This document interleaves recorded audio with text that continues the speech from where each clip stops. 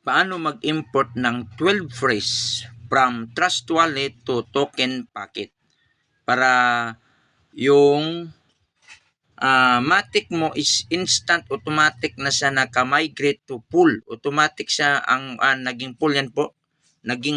Yung Matic dito automatic siya nag-pool, no? Nag-migrate siya agad. So ang gagawin mo po, mag-install ka ng token packet dito ka sa Play Store, no? Okay, ito Play Store. So i-type mo lang dito token, search mo dito token packet, type mo lang TON packet, yan, token packet, token packet, and search mo lang. Tapos i-click mo lang dito install. Ito po yung logo, no? So install mo lang. Sa akin kasi naka-install na, kaya lumabas dito open. So pag tapos na yung install, i-click mo lang yung open. So ngayon dito, pag gagawa ka ng account, no? So pag click mo dito ng may option diyan na sabi diyan is add I have a wallet. Tapos meron ding create a wallet. So wag kang mag-create ng wallet. Ang gagawin mo na diyan is ang gagawin mo diyan is ang piliin mo is I have an already wallet. So yun ang piliin mo para teka na ano to. So kasi meron na akong account so hindi na siya kailangan na ano. So ang gagawin mo is I have already wallet, no? So pag i-click mo yan dito, dito. May mga option diyan yan. So piliin mo dito, 'di ba may pagpilian na ganyan, HD wallet, multi-sig wallet, Keepal hardware wallet. Ang piliin mo dito, hanapin mo yung itong Polygon network. No, ang network pa rin niyo, piliin niyo is Polygon. Yan, oh. So, may option dito si create wallet, import wallet kasi parang nag-add wallet ako. So, i-click mo lang dito import. Pag nahanap mo na yung na-click mo na yung I have already wallet, basta't na-select mo muna dito yung network. Huwag mo piliin itong HD, multi-sig wallet, Keepal hardware. Ang piliin mo dito is hanapin mo yung Polygon pa rin ang network, Polygon. So, pag-click mo na Polygon, so may mga dalawang option yan, no? Create wallet or import wallet, or yung iba dito, I have already wallet.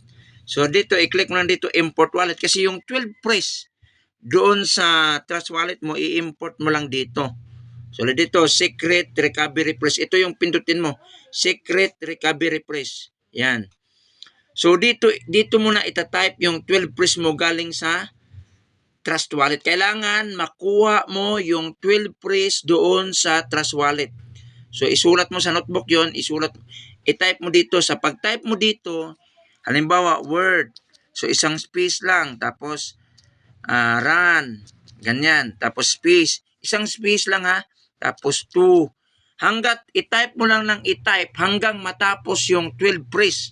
So, pag natapos na yung 12 phrase, i-click mo lang dito, import wallet. Ito. Tapos, hindi pa. Ilagay mo dito yung password mo. Halimbawa, password is Matic. Kahit anong password, basta 8 digit. Gagawa ka rito ng password na mayroong letter. Basta't isulat mo din yung password na make sure na hindi mo rin makalimutan. No? Bawat galaw mo dito, isulat mo. Password, tapos repeat password. So, yung hint, wag mo na lagyan na. Optional lang naman. Halimbawa, password is Atmatic Fortune. Ayan. 44 or Atmatic 12345. Yan. Atmatic. And repeat password ito. Atmatic 12344. Ganyan. Basta kahit anong password, basta tandaan mo lang. Make sure na tandaan mo. No? Importante dyan, matandaan mo yung password. Okay? So, pag natapos mo na yung 12 phrase type nyo dito, i-click mo lang dito, import wallet. Pwede rin pangalan mo dito. Pwede mo rin pangalanan na Matic Fortune. Pwede mo pangalanan nandyan. Alam ba, password dito, sampulan lang kita. Ganyan. At, alam ba, ganyan, Matic 1234. So, dito din, repeat password. Same, kailangan pareho. Matic 1234. So, kailangan pareho sila para hindi magkamali. Tapos, i-check mo dito, I have carefully agree. Yan, ganyan. So, Pag na-okay na-type mo na yung 12 press dito, isang space lang, import mo na. So, pag na-import mo na, automatic na yan. So, meron ka ng ganito. So, ganyan na. Okay? So, kung magkano yung laman mo sa Trust Wallet, same din dito. Magkapareho lang sila. Okay? So, yun lang po guys. Thank you for watching. Bye-bye and God bless.